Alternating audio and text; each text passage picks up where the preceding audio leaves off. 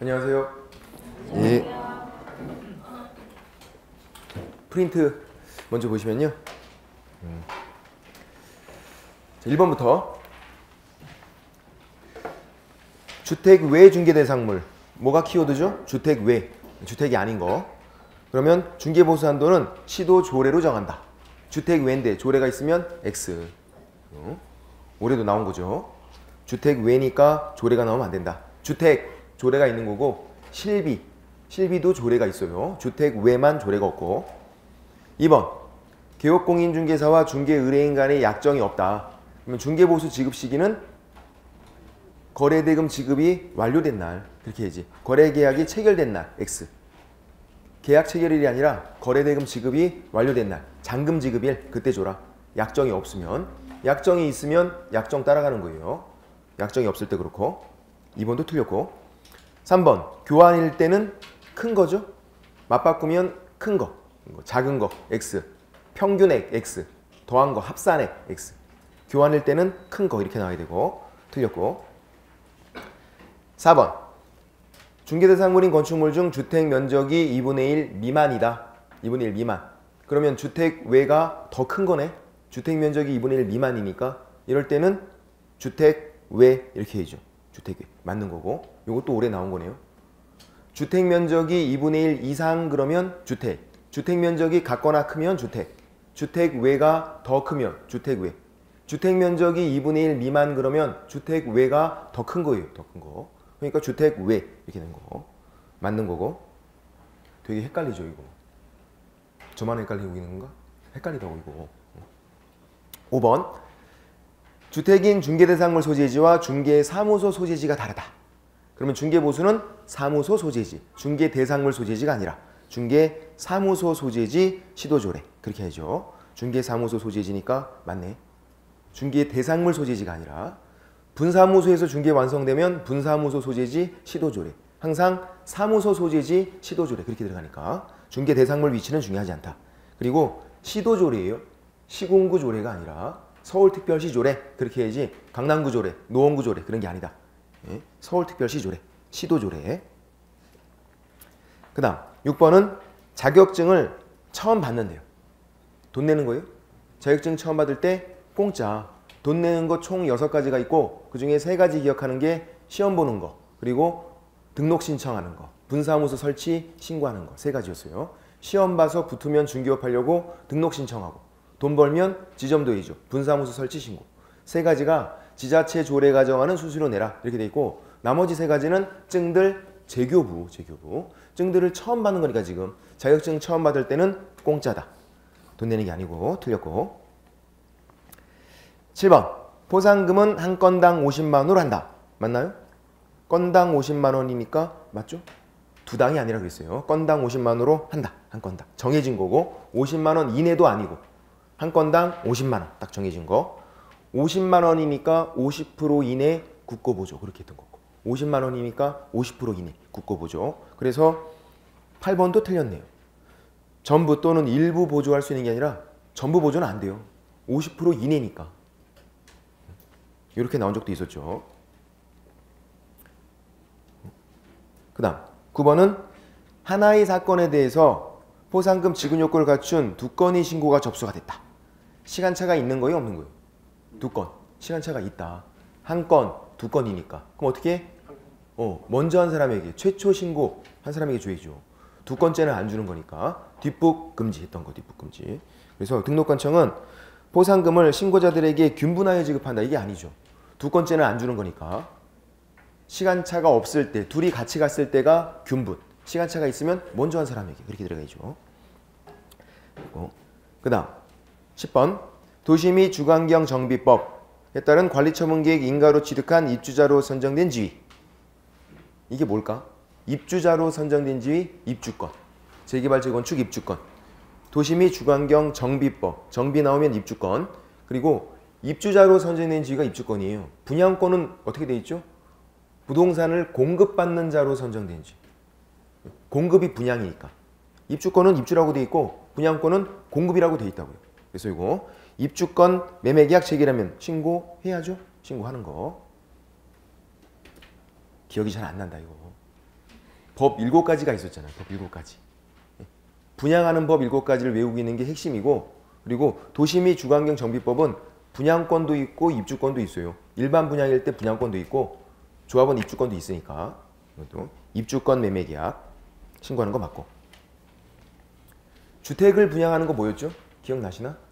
주택을 분양하는 법 2가지가 주택법 그리고 도시 및 주거환경 정비법. 재개발 재건축에서도 일반 분양하니까 주택 분양하는 거 2가지고, 그리고 상가나 오피스텔 분양하는 게 건축물 분양에 관한 법률 보고, 그리고 나머지 4가지는 토지 분양하는 거. 그래서 우리가 택도공 했던 거. 택도공. 택지개발촉진법, 도시개발법, 산업 입지 및 개발에 관한 법률, 공공주택특별법. 이거 어떻게 외우냐고. 못 외운다고. 택도공 보고. 이렇게 7가지. 이따 다시 한번 볼게요.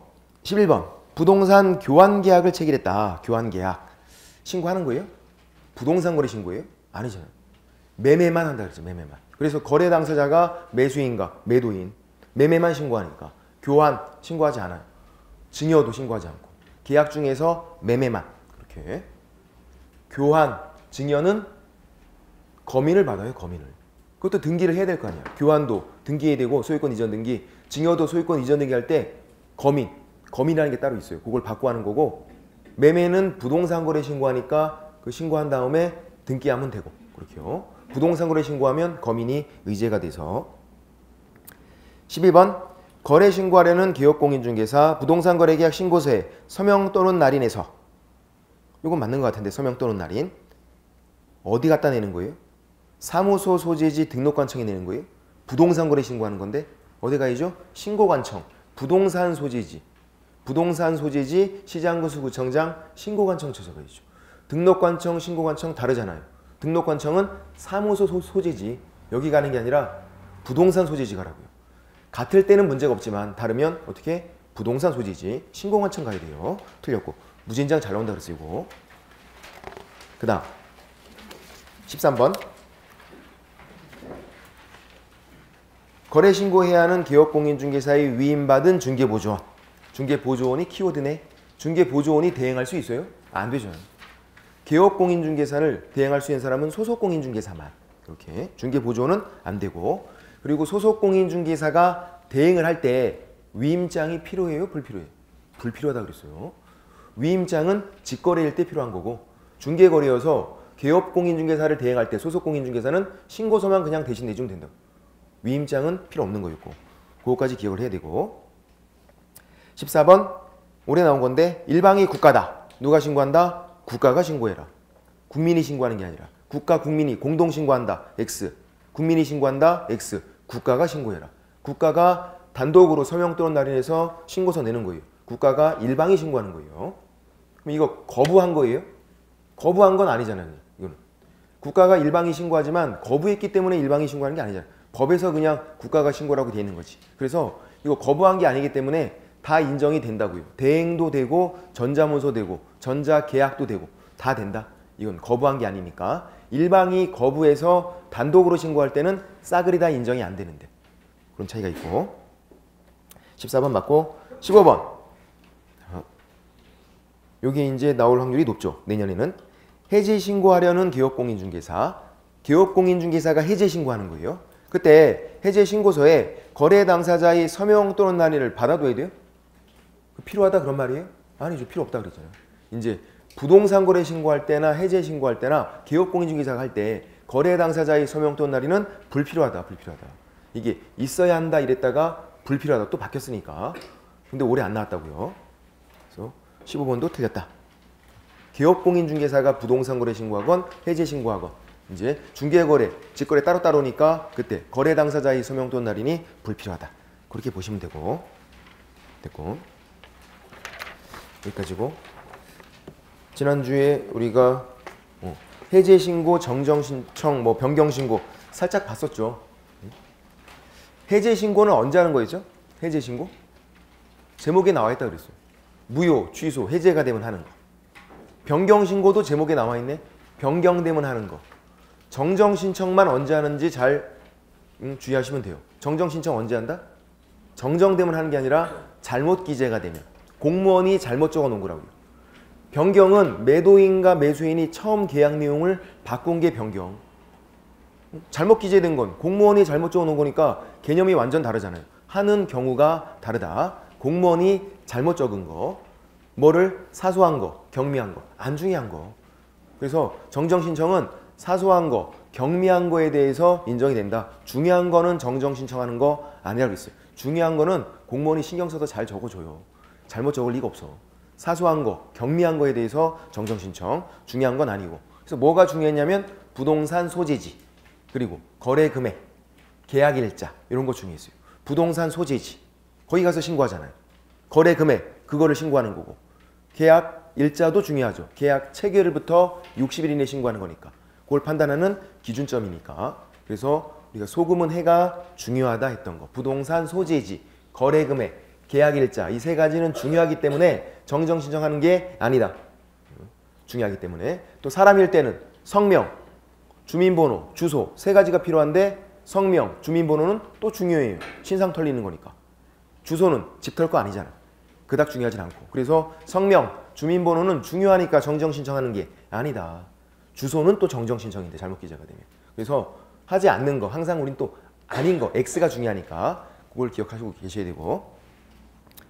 변경신고에서는 95페이지에서 양가로 3번 변경신고에서는 변경은 동일성이 있어야 변경이라 그랬어요. 바꾼 건 좋아요. 매도인과 매수인이 바꿨단 말이에요. 이제 내용을 변경. 근데 완전히 딴판이 됐어요. 동일성이 없대. 완전 딴판. 그러면 뉴, 새로운 거라고. 새로운 계약이야, 그건 또. 그래서 처음부터 다시 신고를 해야 돼요. 재신고. 변경신고가 아니라. 동일성이 있어야 한다. 동일성이. 그래서 동일성이 없으면 변경신고하는 게 아니다. 어떤 경우냐면 매수인, 추가교체, 부동산, 추가교체. 그거는 동일성이 없다. 인적인 동일성, 물적인 동일성이 없다. 변경신고하는 게 아니다. 그럼 뭐만? 제외가 되는 것만. 매수인, 여러 명 있다가 한 명 빠진 거, 제외, 축소가 되는 거. 또 부동산이 여러 개 있다가 하나 빠진 거, 제외된 거. 제외가 된 것만 변경이니까 변경신고할 수 있다. 그거를 기억하자 했어요. 그래서 95페이지 양가로 3번에 박스가 있죠? 박스에서 우리 시옷, 이응, 그 뒤에 있는 가로 내용.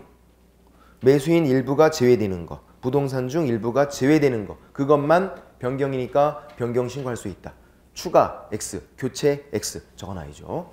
작년에는 추가 교체는 변경신고하는 거 아니다. 그렇게 가로 내용이 돼 있었어요. 근데 이제 할 수 있는 거로 긍정적인 입장으로 이제 바뀌었죠. 자꾸 부정적인 것만 적어 놓으니까 사람들이 성격이 삐뚤어진다고.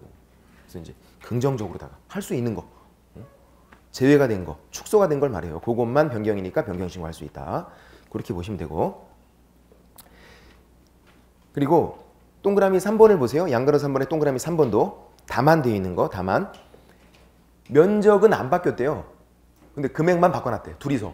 매도인과 매수인이 바꿨어요. 금액을. 면적이 늘어서 금액을 올렸대요. 상관이 없어. 면적이 줄어서 금액을 줄였대. 상관이 없는데 면적 그대로 있는데 금액만 딱 바꿔놓은 거예요. 느낌이 수상하잖아, 왠지. 그래서 그때는 거래계약서 4번을 첨부해라, 변경신고할 때. 금액만 딱 바꿔놓으면 왠지 좀 느낌이 좀 그렇잖아요. 수상하잖아. 그래서 거래계약서 4번을 첨부해라. 그렇게 돼 있고. 그게 동그라미 3번이고. 파란색 6번을 볼게요. 제재, 별표를 칠하고 부동산 거래 신고에서 중요한 게 세 가지예요. 첫 번째가 신고 대상. 신고 대상 중요하고, 두 번째가 신고 절차, 그리고 세 번째가 제재가 중요하다. 제재. 양가로 1번 3천만 원 이하의 과태료인데 이거는 뭐냐면 신고사항이 누락돼 있으면 조사를 해요. 그 신고 내용 조사 이렇게 부르거든요. 신고사항이 누락돼 있대요. 그럼 이제 신고관청에서 조사하는 거예요. 조사. 신고 내용 조사가 나오면 관련 자료를 봐야 돼요. 자료. 이제 조사하는 방법이 야 자료 좀 내놔봐 이렇게 하는 거예요. 신고한 자료 좀 내놔봐. 근데 자료가 거래대금 지급 증명 자료가 있어요. 돈을 줬다는 거 증명하는 자료. 거래대금 지급 증명 자료. 돈을 줬다는 거 증명하는 자료. 그리고 이거 이외의 자료가 있고, 이외의 자료는 계약서죠. 예를 들면 매매계약서. 돈 준 게 아니잖아. 매매계약 체결했던 그런 거지. 돈 준 게 아니잖아. 거래대금 지급 증명 자료는 외울 필요도 없어요. 보면 다 거래대금 그런 말이 들어가 있어요. 그래서 금방 알아. 거래대금자가 들어가면 이거 거래대금, 돈을 줬다는 거 증명하는 자료. 계약서는 그건 아니다. 계약 체결 증거지 돈 준 건 아니니까. 이외의 자료. 자, 이제 거래대금 지급 증명 자료를 제출하지 않으면 3천만 원.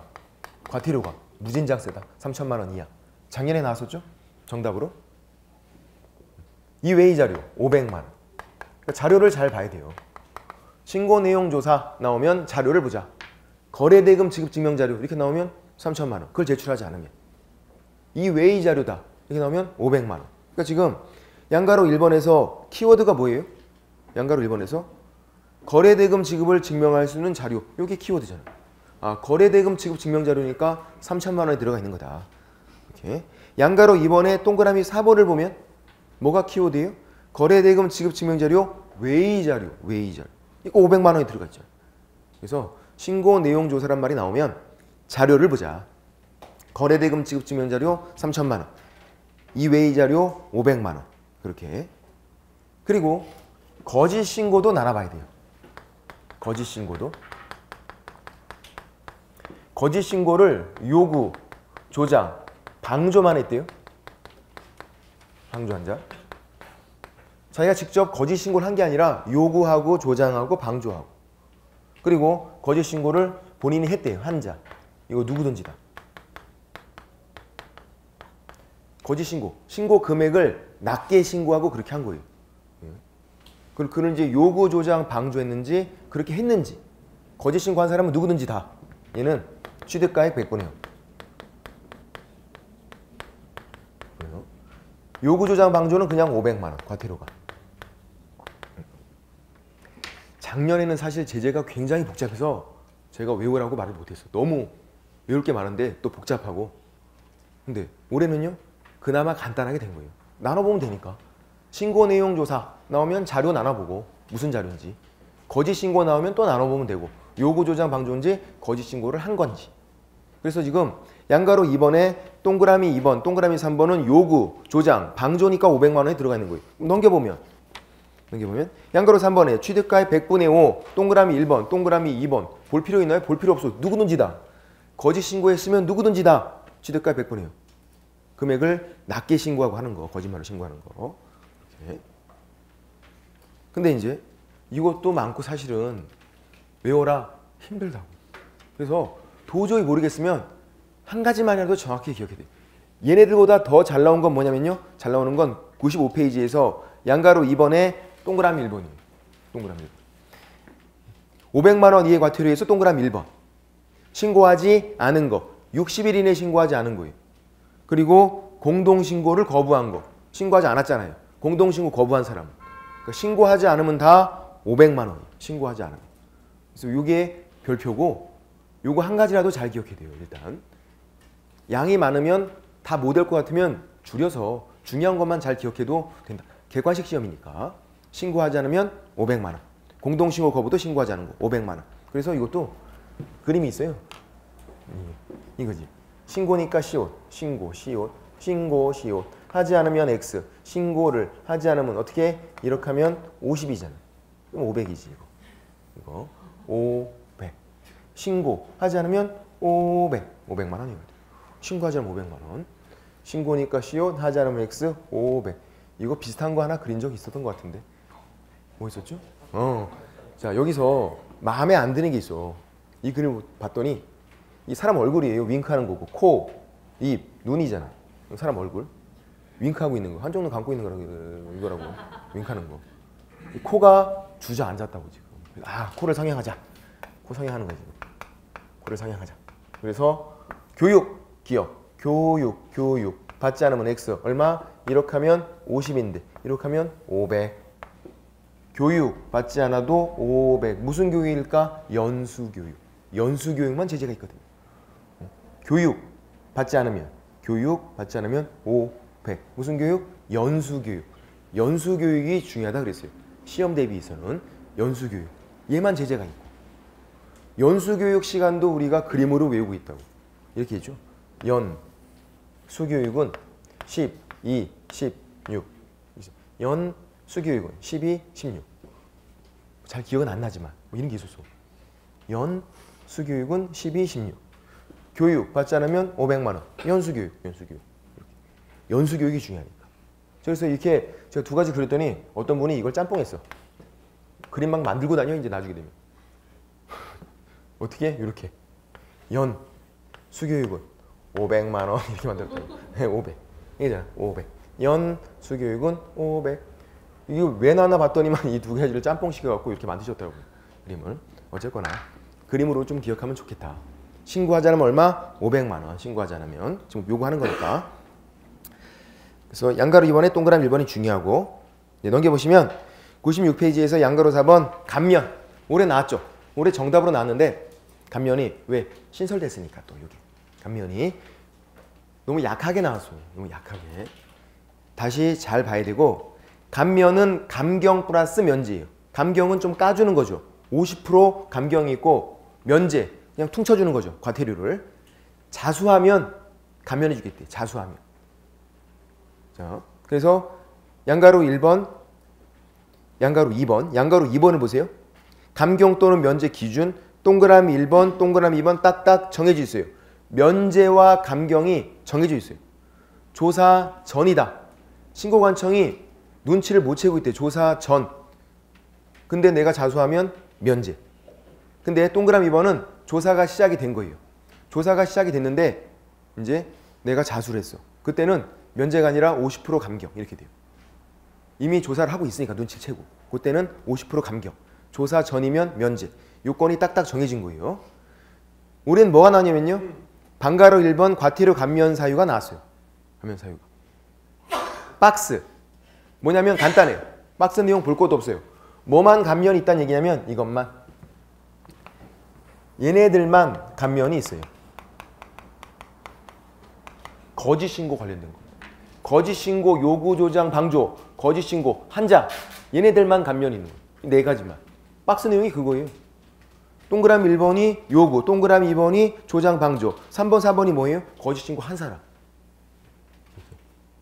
그래서 거짓 신고만.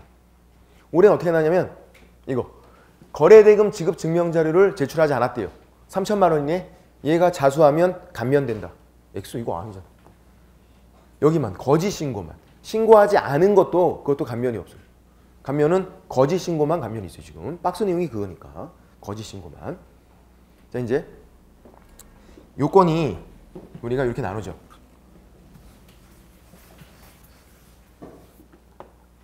동그라미 1번 조사 전,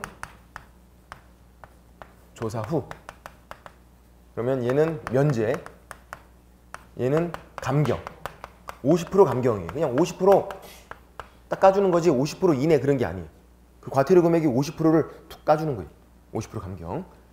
요건이 세 가지가 들어가 있어요. 공통으로 똑같이. 요 세 가지가 여기도 똑같이 들어가 있어요. 세 가지. 첫 번째는 당연히 거짓 신고 관련. 저거.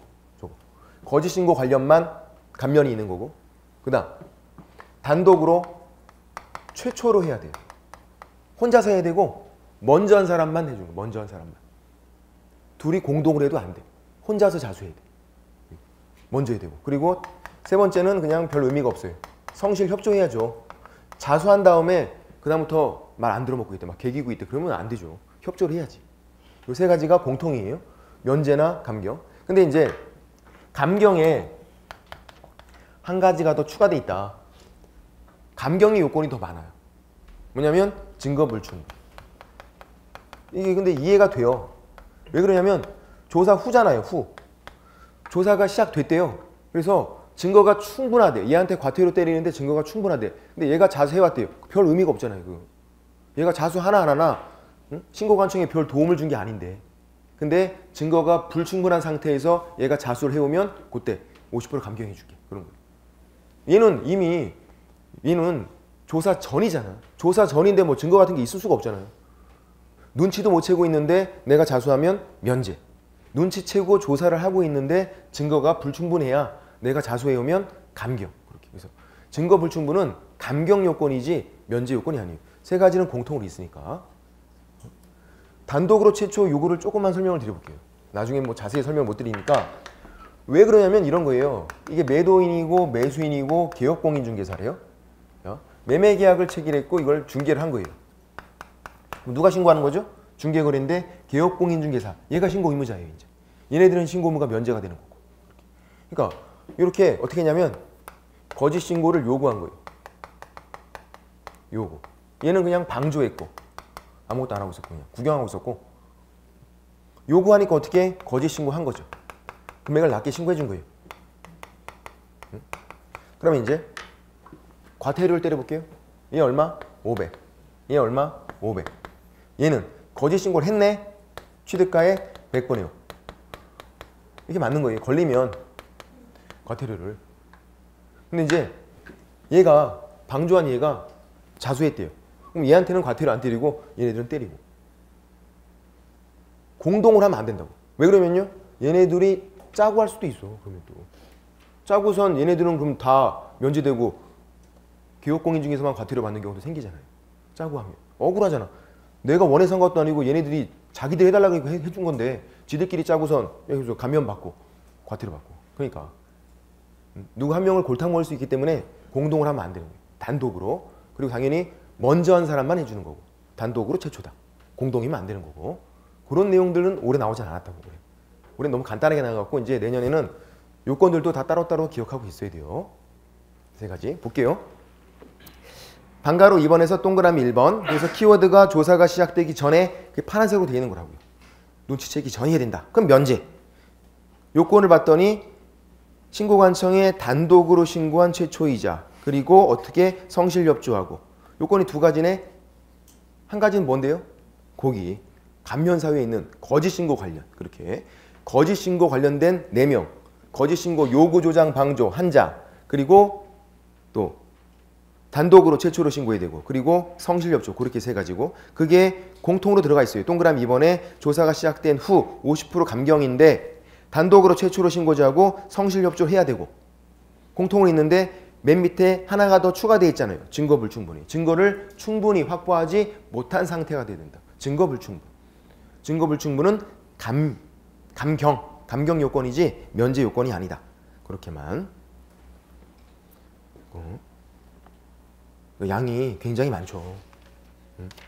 되게 많아. 이걸 여기서 두 문제밖에 안 나오니까. 근데 걱정할 건 없다. 내용이 어렵고 양도 많으면 뭐만 보면 된다? 기출문제. 나오는 것만 또 계속 나와요. 나오는 것만. 올해 나왔던 것들 또 다시 나올 수 있어. 계속. 뭐 신설됐어도 마찬가지고.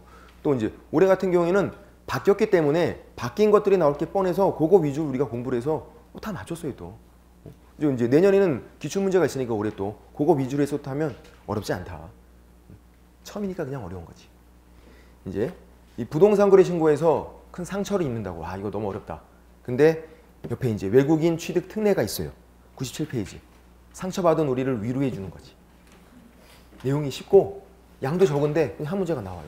나중에 이건 진짜 기출문제만 몇 번 풀어보면 그냥 맞춰요. 이거 외국인 특례. 네. 98페이지. 외국인 등 부동산 취득이 있죠. 그럼 이제 외국인이 누군지 알아봐야 한다고요. 그래서 외국인 정의가 나오는데 뭐 외울 것도 없어요. 외울 것도. 양가로 1번. 개인은 어떻게 판단하죠? 국적으로 판단해요. 사는 것이 중요한 게 아니라 국적. 외국에 살고 있으면 무조건 다 외국인 그러면 안 된다고. 외국 국적이 있어야 외국인이지. 한국 사람인데 외국에 살고 있대요. 한국 사람이에요 그냥. 그래서 국적이 중요하다. 국적. 그리고 양가로 2번. 법인 또는 단체인데 방가로 1번. 외국법에 의해서 만들어졌대요. 다 영어로 돼 있대. 외국인. 다 중국어로 돼 있대. 외국인. 다 아랍어로 돼 있대. 소련말로 돼 있대. 당연히 외국인. 그 다음 방가로 2번. 박스에 있는 요건을 갖추고 있으면 또 외국인이 되는데 이 법인이 간단해요. 어느 회사에 갔더니 직원들, 구성원이에요. 구성원. 직원들 2분의 1 이상, 절반 이상이 외국인이래. 어느 회사에 갔더니 직원들 절반 이상이 애들이 눈이 다 펄해. 외국인 그렇게 하는 거지. 느낌이 오잖아요. 아니면 이사급들 2분의 1 이상이 외국인이다. 그러면 외국인 그렇게 하는 거고. 시험에 어떻게 나올까요? 3분의 1 이렇게 나오지. 3분의 1. 숫자가 나오면 맨날 그거 바꾸니까. 2분의 1. 절반 이상은 돼야 된다. 절반 이상은. 됐고. 다 2분의 1로 돼 있잖아요. 2분의 1 이상이면 그냥 외국인이구나. 그렇게만. 그리고 외국 정부 또 뭐 국제연합 뭐 그런 것들도 다 외국인이다. 그런 거고 잘 모르면 그냥 외국인 하시면 돼. 지금까지 외국인 아닌 게 나온 적은 없었어. 또 다 외국인 하면 되고 이제 외국인이 부동산을 취득을 하는 거예요. 부동산을 외국인이. 이 외국인 특례는 한 가지 적용돼요. 부동산 취득하는 거. 취득. 근데 소유권 취득이에요. 다른 거 아니야. 뭐 저당권 X, 지상권 X, 임차권 X, 소유권 취득만. 파는 거 적용될까요? 적용이 안 돼요. 파는 건 또 취득하는 거. 외국인이 소유권 취득하는 거. 그거 한 가지 적용되는 거예요. 이제 소유권 취득하는 방법이 크게 두 가지다. 계약, 계약이 아닌 거. 그렇게. 그래서 나눠보면 돼. 계약인지 계약이 아닌지 해볼게요. 한번.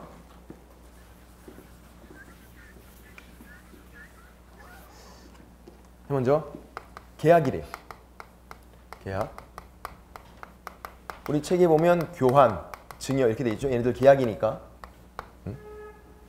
매매는 빠져요. 또 여기서. 왜 그러냐면 외국인이 매매 계약을 체결했대요. 외국인이. 그럼 부동산 거래 신고하는 거예요. 우리가 아까 배운 그 부동산 거래 신고하는 거지 이 특례가 적용되는 게 아니에요. 그래서 부동산 거래 신고 대상이 되는 계약은 빼라 이렇게 돼 있어요. 그러니까 매매는 부동산 거래 신고하는 거죠. 시험에 또 보면 기출문제에서 엄청 나온 게 뭐냐면 외국인이 부동산 거래 신고를 했대요. 응? 신고를. 그러면 이 특례상 신고를 따로 또 해야 된다. X. 두 번 하는 게 아니라고 신고를. 외국인도 둘 중에 한 가지 하는 건데 부동산 거래 신고가 우선이에요. 그거 하면 이 특례는 적용되는 게 아니에요. 그러니까 매매는 여기서 빠진다. 그건 부동산 거래 신고니까. 중복해서 두 개, 세 개 하는 게 아니다. 외국인도. 한 가지 하는데 우선 순서가 부동산 거래 신고고. 그럼 이제 계약이면 계약 체결일. 계약 체결일부터 60일 이내에 신고해요. 그러니까 부동산 거래 신고랑 거의 똑같죠. 부동산 거래 신고도 계약 체결일부터 60일. 외국인 특례도 계약일 때는 계약 체결일부터 60일 이내 신고. 어디 가서? 신고관청 찾아가서. 신고관청은 부동산 소지지. 시장교수구청장. 자, 신고를 하지 않았대요. 위반. 그러면 300만 원 이하의 과태료. 그러니까 부동산 거래 신고랑 차이점이 뭐예요? 과태료네. 외국인이 매매 계약 체결하고 부동산 거래 신고 안 했으면 500만 원이에요. 근데 교환 증여, 부동산 거래 신고가 아니라 이 특례상 신고였으면 신고하지 않으면 300만 원이에요. 금액이 차이가 있어. 일단 이렇게요. 그다음 두 번째 이제 계약 외. 계약이 아닌 거예요. 그래서 뭐 하냐면 경매, 상속 그런 거죠. 외국인도 경매로 부동산 취득할 수 있어요. 이제 계약이 아니면 소유권 취득한 날 더 6개월 이내에 신고하는 거거든요. 신고. 질문 드려볼게요. 경매가 잘 나오죠? 경매로 부동산 소유권을 취득한 날 그게 언제예요? 경매로 부동산 소유권을 취득한 날 1번 소유권 이전 등기일 2번 낙찰대금, 매각대금, 완납한 날 답은 2번 돈만 다 내면 등기 없어도 바로 소유권 취득. 경매는 그래요. 그러니까 매각대금을 완납한 날부터 6개월 이내 신고해라 그런 말이에요. 소유권 이전 등기일부터 60일이 아니라. 이것도 별짓 다 해요. 이것도. 매각 결정일부터 6개월 뭐 별짓 다 해요. 그러니까 경매에서는 완납한 날이 소유권 취득이구나. 그거만 알고 있으면 되는데. 그날부터 6개월 이내 신고. 신고를 안 했대요. 그러면 또 과태료예요. 근데 금액은 100만 원이야. 100만 원 이하의 과태료. 이렇게 되고. 한 가지가 더 있는데 계속 보유 신고가 있어요. 이거 뭐냐면 계속 보유 신고는 한국 사람이 외국인으로 바뀐 거예요. 한국 사람이 외국인으로. 이렇게. 한국 사람일 땐 문제가 없는데 외국인으로 바뀌었대요. 그러면 계속 보유하고 싶으면 신고하래요. 그 반대는 아니죠. 외국인이 한국 사람으로 바뀌면 아무런 문제가 없잖아. 한국 사람일 때는. 근데 한국 사람이 외국인으로 바뀌면 뭐가 바뀌는 거? 국적이 바뀐 거. 그 변경된 날부터 6개월 이내 신고를 하래요. 신고하지 않으면 100만 원 이하의 과태료. 그러니까 간단해요. 계약인지 계약이 아닌지를 나눠보면 돼요. 방법은 두 가지니까. 외국인이 부동산 취득하는 방법, 계약인지 계약이 아닌지. 계속 보유 신고도 계약이 아니잖아요. 이거는. 계약일 때는 계약 체결일부터 60일, 계약이 아니면 6개월 이내 신고하는 거고요. 또 60일일 때는 300만 원, 6개월일 때는 100만 원 과태료가. 신고일 때는 과태료. 또 모의고사나 물론 이게 본시험도 나왔기 때문에 모의고사도 계속 나오는 거죠. 치사하게 어떻게 나오냐면 300만 원 이하의 과태료, 요거 과태료, 100만 원 이하의 과태료. 여기서 한 문제가 무조건 나오니까 낼 게 없어서 뭐가 나오냐면 이거 벌금으로 바꿔서 나와요. 다 벌금이 아니에요. 벌금과 과태료 다른 거잖아요. 우리가 이제 금액만 잘 본다고. 금액만 60일 300만 원, 6개월 100만 원 금액만 잘 보고 있으니까 뒤를 갖다가 이렇게 하면 시험장에서 안 보여. 몇 번 모의고사 때 몇 번 낚이고 보면 이제 보이게 되죠. 이제. 과태료지 벌금이 아니다. 신고일 때는 과태료 그렇게 되고. 그리고 여기 계약일 때 무슨 구역 무슨 지역이 있어요. 무슨 구역 무슨 지역. 예를 들어서 군사시설 보호구역 뭐 그런 게 있어요. 예. 무슨 구역 무슨 지역이다. 이럴 때는 사전 허가를 받아야 돼요. 사전에 허가를 받아라. 누구 허가? 부동산 소재지 시장군수구청장의 허가를 받아야 돼요. 사전 허가. 무슨 구역 무슨 지역이면. 허가를 안 받게 되면 그때는 2학년 2반이 되고 허가일 때가 허가. 그리고 그 계약은 또 무효. 효력도 발생하지 않는다. 신고일 때는 신고하지 않았다고 무효가 되는 건 아니에요. 허가일 때. 군사시설 보호구역 안에 있는 토지 외국인이 취득할 수 있어요. 사전에 허가를 받으면. 허가 안 받았다. 그리고 계약 체결하면 2학년 2반. 그리고 그 계약은 무효. 이렇게 되죠. 무슨 구역 무슨 지역이 있어요. 우리가 그냥 간단하게 야생문군 이렇게 하거든요. 야생생물 특별보호구역, 생태경관보도지역, 문화재보호구역, 군사기지 및 군사시설 보호구역 해서 야생문군 이렇게 하는데 뭐 외우시는 것도 아니에요. 일단 그렇게 되고 그럴 때는 사전 허가를 받는 거다. 계약일 때. 자, 책을 보시면 98페이지에서 맨 밑에 파란색 2번 양가로 1번 계약에 의한 신고이유. 계약. 교환 증여라고 되어 있네. 매매 X라고 적어놔야지. 외국인 특례에서는 매매가 나오면 안 됩니다. 매매일 때는 부동산 거래 신고니까. 그래서 신고 의무 동그라미 1번 외국인 등이 대한민국 안이 부동산 등을 취득하는 계약을 체결했을 때는 계약 체결일부터 60일 이내 신고해라. 계약일 때는 계약 체결일부터 60일. 그렇게 되고 동그라미 2번은 매매 계약을 체결했으면 부동산 거래 신고하니까 이 특례상 신고는 필요가 없다. 우선순위가 뭐다? 부동산 거래 신고다. 이것도 별짓 다 하니까. 둘 다 해야 된다. X. 외국인 특례상 신고를 먼저 해야 된다. X. 부동산 거래 신고하는 거예요. 이게 먼저예요. 반가로 2번 과태료. 계약일 때는 얼마? 300만 원 이하의 과태료. 신고를 하지 않거나 거짓으로 신고하면 신고일 때는 과태료 300만 원. 양가로 2번 계약 외.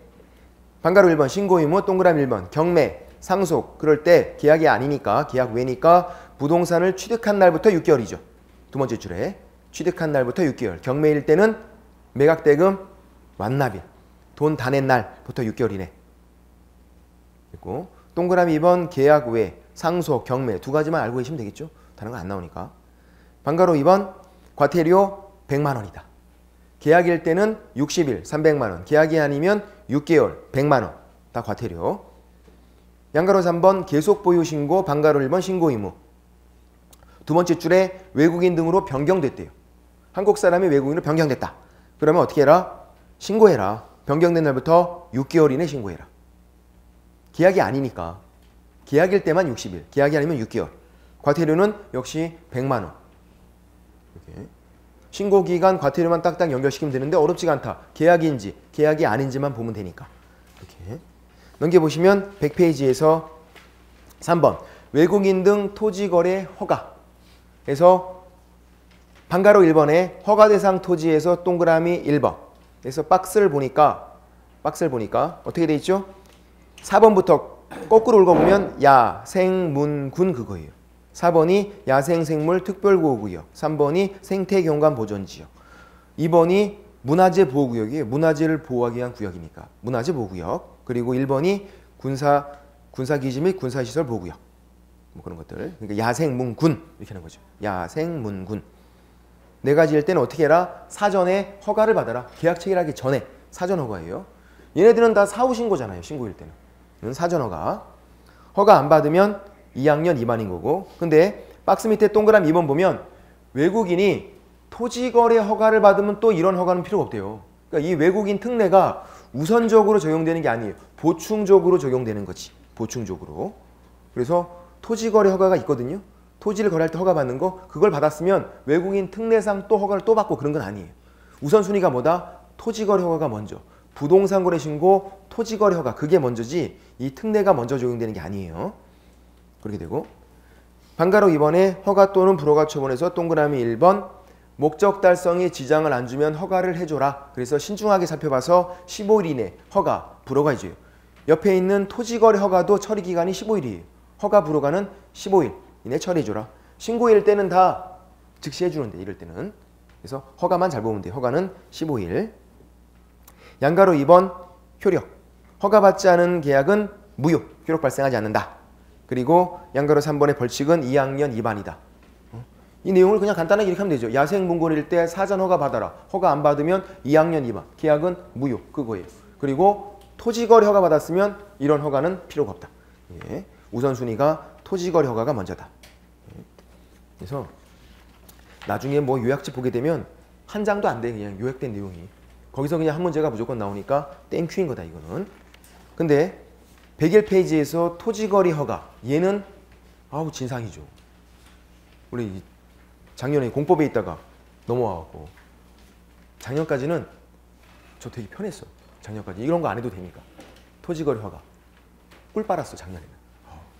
올해는 만만치가 않아요. 이게 양이 이렇게 많은데 그러니까 공법 선생님들 되게 힘들어요. 너무 양이 많고 내용도 어려운데 우리는 그렇진 않은데 토지거래 허가 여기 들어가고 이제 양이 좀 많아졌어요. 문제가 한 문제밖에 안 나와요. 올해도 한 문제밖에 안 나왔어. 공법에 있을 때도 한 문제밖에 안 나왔거든요. 간혹 두 문제가 나왔던 거고 통상적으로는 한 문제니까 이제 나중에 되면 중요한 것만 딱딱딱 찍고 들어가야 돼요. 이렇게요. 일단 볼게요. 토지거래 허가 필요한 것만 좀 볼게요. 101페이지에서 제목이 토지거래 허가라고 되어 있네요. 토지를 거래할 때 허가를 받아라. 그거죠? 그러면 전국토에서 다 허가를 받아야 돼요? 토지 매매 계약 체결하면 무조건 다 허가 받아야 되는 거예요? 전국토에서? 아니잖아요. 그래서 구역이 정해져 있는 거죠. 토지거래 허가 구역이. 전국토가 아니라. 그래서 처음 나오는 게 허가 구역을 지정하는 게 나오는 거예요. 전국토에서 허가 받는 게 아니니까. 그리고 토지만 적용되네요. 토지거래 허가니까 건물은 아니네. 거래네요. 거래. 매매만이에요? 아니에요. 교환도 되고. 유상이면 돼. 유상. 유상. 그리고 매매, 교환. 그러니까 증여는 안 되겠죠. 증여는 무상이잖아요. 증여는. 매매, 교환은 유상이니까 토지거래 허가를 받는 거라고요. 매매, 교환은 뭘 넘겨주는 거죠? 매매는 소유권 넘겨주는 거예요. 교환은 소유권을 맞바꾸는 거예요. 매매, 교환은 소유권이라고요. 소유권. 그러면 소유권만 허가받아라? 아니에요. 지상권도 받아야 돼. 지상권도.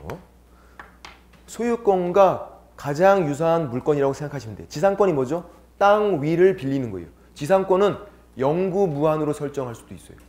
그러면 껍데기만 소유권자가 갖고 사실상 이용은 지상권자가 하는 건데 그럼 뭐 소유권과 내가 매매로 취득한 것과 별반 차이가 없잖아요. 매매로 소유권 취득하나 영구 무한으로 지상권 설정하나. 물론 당연히 유상일 때. 무상은 아니고.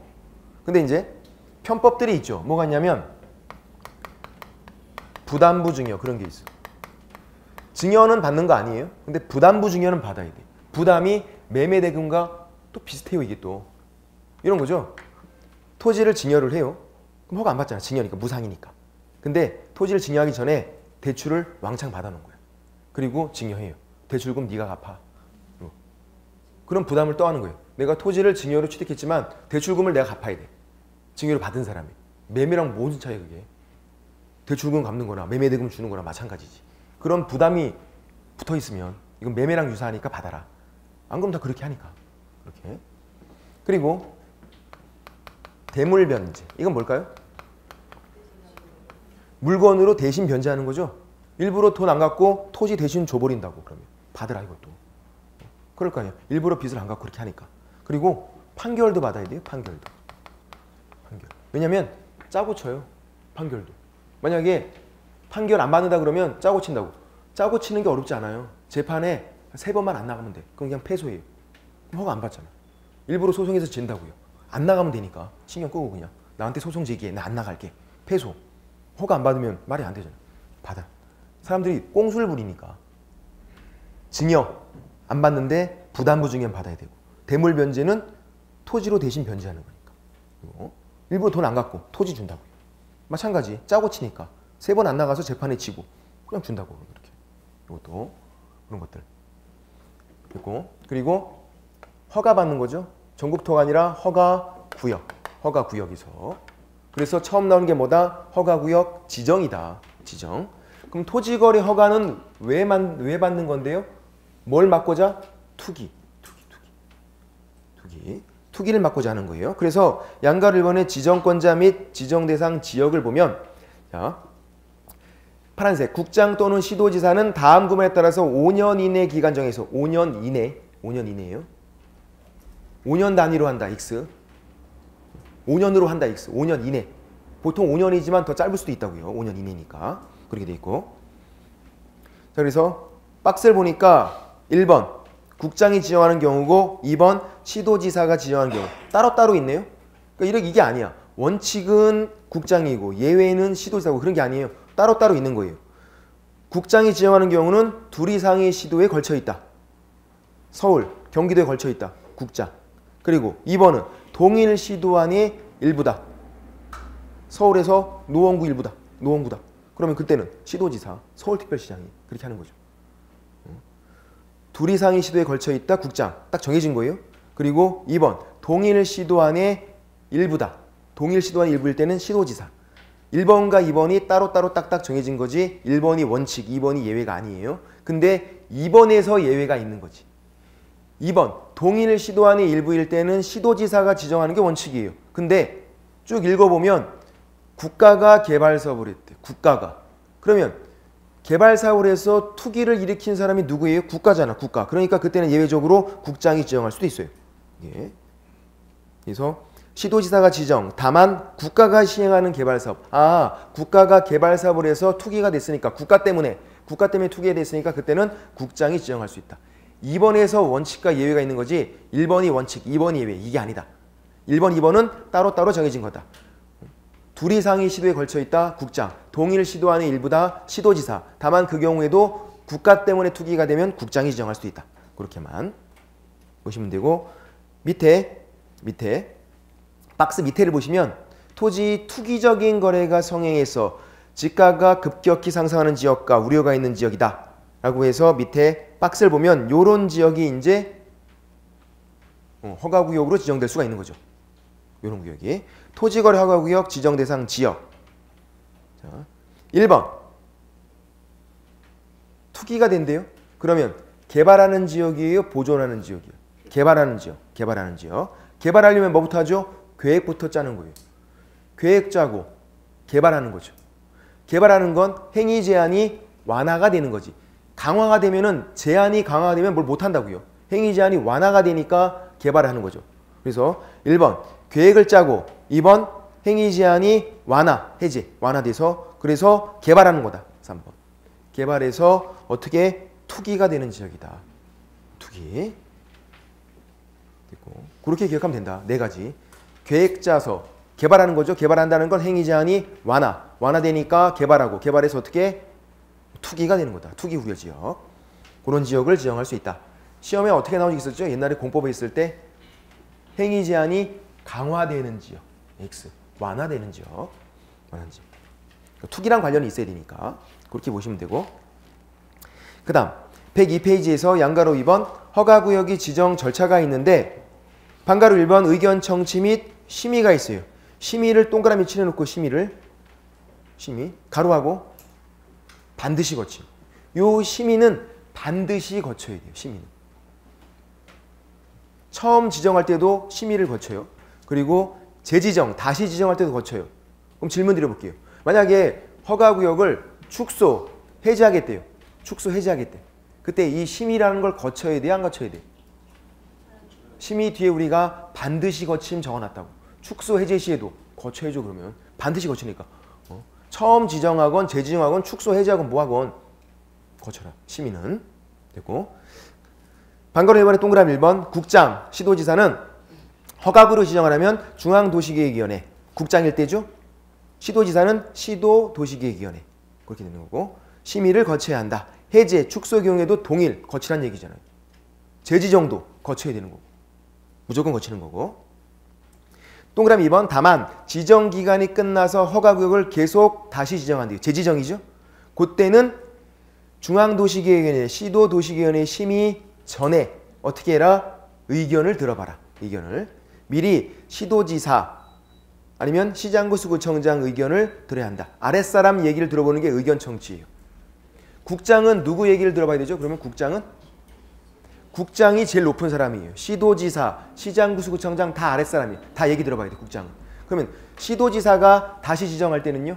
시도지사 밑에는 시장구수구청장이니까 그 사람 의견 청취 들어보는 거. 의견 청취는 아랫사람 얘기 들어보는 거다. 국장일 때는 둘 다 아랫사람, 시도지사일 때는 시장구수구청장이 아랫사람. 의견 청취니까. 높은 사람 얘기 들어보는 건 경청해야지, 그거는. 청취가 아니라. 의견 청취는 아랫사람 얘기 들어보는 거. 그러면 이 재지정 시에 심의를 어떻게 거쳐라. 심의 전에 돼 있잖아요. 그러니까 오해하시면 안 되는 게 이 심의를 생략하고 의견 청취가 들어가 있다. 그게 아니라고요. 심의 전에 의견 청취도 거치는 거라고요. 근데 의견 청취는 언제만? 재지정 시에만. 처음 지정할 때는 의견 청취가 없어요. 그러니까 두 가지를 기억하시는 게 의견 청취는 재지정 시에만 있다. 처음 지정 시는 없다. 두 번째는 재지정 시 의견 청취 심의 전에 의견 청취다. 심의도 거쳐야 된다. 심의 생략이 아니라 심의가 빠지고 의견 청취가 들어가는 게 아니라 둘 다 거치는 거예요. 그렇게 주의하고 방가로 2번 공고 및 통지 동그라미 1번 국장 또는 시도지사는 허가구역을 지정한 때는 지체 없이 다음 사항을 공고해라. 이런 내용을 공고하는 거고 해제, 축소 경우도 동일하고 다 절차가 똑같단 말이에요. 동그라미 2번 국장은 이제 위 공고 내용을 시도지사를 거쳐서 시장구수구청장에게 시도지사는 국장, 시장구수구청장에게 다 통지를 해주래요. 최종적으로 사실은 시장군수구청장에게 통지를 해주는 게 핵심이에요. 허가구역을 지정하고 그 공고 내용을 시장군수구청장에게 시장군수구청장이 국민들에게 알려주는 거거든요. 시장군수구청장이 민원사무처리기 하잖아요. 걔네들이 알려주는 건데 국장이 지정했으면 바로 가면 안 되죠. 단계가 있으니까 국장, 시도지사, 시장군수구청장이니까 단계가 있으니까 시도지사를 거쳐서 이렇게 통지해 주는 거고 직접 통지한다 X, 시도지사를 거쳐서 단계가 있으니까 그러면 시도지사는요 중간에 낀 사람이잖아. 시도지사는. 그러면 중간에 낀 사람은 국장 그리고 시장군수구청장에게 다 통지해도 되죠. 어디 뭐 거치는 게 없잖아요. 국장, 시도지사, 시장군수구청장 그런 단계니까 시도지사가 지정했으면 위 그리고 아래 다 통지를 해줘야 된다. 뭐 거치고 그럴 게 필요 없다. 나 중간에 낀 사람이니까. 그래서 시도지사는 위, 아래 다 통지한다. 위, 아래, 위, 아래. EXID 적으면 된다. EXID. 시도지사가 EXID야. 위, 아래 다 통지하면 된다고. 국장일 때는 시도지사를 거쳐서 통지해주고 그렇게요. 시도지사는 EXID. 위, 아래, 위, 아래 하면 되지. 하지 말 걸 그랬어. 그럼 3번. 공고 및 열람. 이렇게 개무실 당할 줄 알았으면. 혹시 제가 말씀드렸나? 말씀이 아니야. 경고야. 제가 뒤끝이 좀 안 좋아. 너무 그렇게 개무시하면 복수할 수도 있어요, 여러분에게. 방거로 3번. 공고 및 열람. 자, 통지를 받은 시장군수구청장. 그러니까 최종적인 목적지는 시장군수구청장이에요. 지체 없이 공고 내용을 허가구역을 관할하는 등기소장에게 통지 또 해줘야 돼요. 예전에는 국장이 이렇게 바로 등기소장에게 통지하는 거였어요. 시도지사가 통지하고. 그게 아니라 이제 시장군수구청장이 등기소장에게 알려주래요. 이게 등기할 때 필요해요. 허가증이. 또 등기할 때 허가증이 있어야 돼서 등기소장도 알고 있어야 되니까 통지해주고 그리고 지체 없이 그 사실을 7일 이상 공고하고 15일간 일반이 열람할 수 있도록 해라. 7일 이상 공고하는 거예요. 그리고 15일간 일반이 열람할 수 있도록 하고 이렇게 국민들에게 알려주라고요. 국민들에게 알려주는 방법은 시장군수구청장이 7일 이상 공고하고 15일간 일반인이 열람할 수 있도록 해라. 일반이 열람할 수 있도록. 그래서 7일, 7자 동그라미고 공고, 공자 동그라미. 이렇게 하죠, 우리가. 이거. 7공주, 15일간 열받아. 이렇게 하는 거. 15일간 열람이니까 열받아. 7공주 15일간 열받아. 7일 이상 공고, 7공주. 15일간 열받아. 15일간 일반이 열람할 수 있도록 해라. 바꿔서 나올 수도 있겠네. 15공주. 말 안 되잖아. 말만 들어도 먹먹하잖아. 7공주도 사실 부담스러워. 바꿔서 나오면 이상하다 이거. 15공주는 이상하잖아. 7공주가 자연스럽지. 7공주 15일간 열받아. 옆에 적어놔야겠다. 15공주 X. 저 분명히 뒤끝이 있다 그랬어. 15공주 X 적어. 7공주였어. 됐고. 양그런 3번 허가구역 지정에 따른 효과에서 허가구역 지정 효력 발생이 공고한 날부터 5일 후에 효력 발생해요. 처음 지정했으면 공고한 날부터 5일. 무슨 말이에요? 공고한 날부터 5일 후부터 허가를 받으란 얘기예요. 공고한 날 그날부터만 허가받고 그게 아니라 5일 후에 효력 발생하니까. 그래서 이걸 우리가 05 이렇게 공고한 날부터 5일 후에 효력 발생한다. 05. 공고한 날부터 5일 후. 05 그렇게 하고. 근데 옆에 방가로 2번 재지정, 축소, 해제는 즉시 효력이 발생해요. 요 즉시도 꼭 알고 계셔야 돼. 이것도 재지정, 축소, 해제 시에는 즉시 효력 발생한다. 민법에서 토지거래 허가할 때 뭐 유동종 무효할 때도 막 나오고 하거든요. 그때도 재지정, 축소, 해제는 즉시 효력 발생. 처음 지정은 05 그런 것만. 그리고 양가로 4번은 지정이 해제, 축소는 허가구역 지정 사유가 없어졌다 이렇게 인정이 되면 아니면 요청 들어왔는데 그게 이유가 있다 그렇게 되면 어떻게 하이한다 해요. 축소나 해제를 하이한다지 할 수 있다가 아니야. 의무 규정이다. 허가구역 지정 사유가 없는데도 계속 그렇게 두는 건 이상하잖아. 하이한다. 축소 해제 하이한다. 의무 규정이다. 그것만 주의하면 되고 이거 할 수 있다 이런 식으로 나오니까 축소 해제는 하이한다. 그거 이제 이게 허가구역 지정이고 허가죠. 허가. 토지거래 허가. 양가로 1번 허가권자는 시장구수구청장, 국장 X, 시도지사 X. 국장, 시도지사는 뭐 하는 사람이에요? 지정권자지. 지정권자지 허가권자가 아니잖아. 허가권자는 시장구수구청장이다. 양가로 2번 허가대상 권리. 첫 번째 줄에 소유권만 X, 소유권, 지상권. 그렇게. 그리고 공동 신청하는 거고 사전 허가예요. 토지거래 허가는 공동 신청, 사전 허가. 그렇게요. 됐고. 양그로 3번 허가 신청에 공동 신청 나오죠? 그 옆에 사전 허가도 적어두면 되겠네. 공동 신청하는 거고 사전 허가다. 사전 허가다. 그래서 허가 신청서를 시장구수구청장에게 내는 건데요. 104페이지에서 허가 신청서 기재사항이 나오는데 동그라미 6번과 7번 두 가지만 좀 별표를 칠해주세요. 토지 이용 계획, 자금 조달 계획 이 두 가지를 허가 신청서에 꼭 적어 놓으래요. 그래야 이게 투기를 막는 효과가 있어요. 우리 부동산 거래 신고할 때도 신고사항 중에 두 가지가 추가된 게 자금 조달 계획, 입주 계획. 뭔가 계획들을 적어 넣어. 이렇게 하면 되게 부담스럽다고. 그냥 토지를 사고서 이거 땅값이 오르겠지. 이걸 바라기가 좀 뭐하잖아요. 계획을 적어놔야 되는데 이걸 어떻게 이용할지 또 자금을 어떻게 땡겨올지를 다 적어놓는 건데 그래서 구체적으로 뭔가를 적게 되면은 투기를 막는 효과가 있대요. 그래서 자금 조달 계획 또 토지 이용 계획 그러니까 6번, 7번 토지 이용 계획, 자금 조달 계획 이 두 가지가 허가 신청서에 기재가 돼야 된다. 뭐예요? 부동산 거래 신고일 때는 입주 계획인데 그건 주택이니까 주택일 때는 입주 그런 게 있었고 그거 제가 설명 안 드렸나요? 안 드렸네요. 잠깐 드렸던 것 같기도 한데 앞에 잠깐만 가보면요. 무슨 말이냐면 이 올해 9월 말 10월 초에 신설된 게 있어갖고 올해 안 나왔다고요. 근데 이제 어디냐면 92페이지에서 앞으로 가서 부동산 거래 신고해야 할 사항이 있잖아요. 신고사항. 그럼 부동산 거래 신고할 때 신고서를 내는 거잖아요. 그 신고서에 투기과열지구 내 주택이래요. 그러니까 투기를 막고자 이제 파리 대책으로 그 이후에 만들어진 거예요. 그래서 투기를 막고자 투기과열지구 내 주택인데 3억 이상이다 거래 가격이. 그러면 두 가지가 신고사항으로 또 추가가 돼요. 그게 자금 조달 계획, 입주 계획 그거죠. 이런 계획들을 적어놓게 되면 투기를 막는 효과가 있다고요. 투기를 막는 효과가. 괜히 막 사는 것, 나 이거 투기 때문에 사는 거 이렇게 말하기 뭐하잖아 이게. 뭔가 구체적으로 적어 넣어야 되는데. 그래서 계획을 적어놓게 되면 투기를 막는 효과가 있어서 이것도 투기를 막는 효과가 있는 거죠. 투기과열지군의 주택이고 모든 주택이 아니었어요. 투기과열지군의 주택이고 또 투기과열지군의 모든 주택도 아니에요. 거래가격이 3억 이상일 때 그때 자금조달계획, 입주계획이 신고사항이다. 그때만.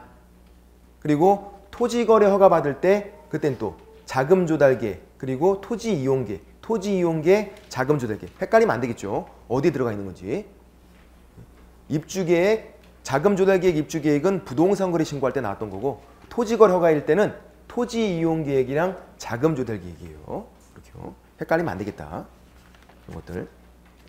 다시 돌아와서 그래서 104페이지에서 허가신청서에 6번, 7번 이 두 가지가 꼭 들어가 있어야 되겠다.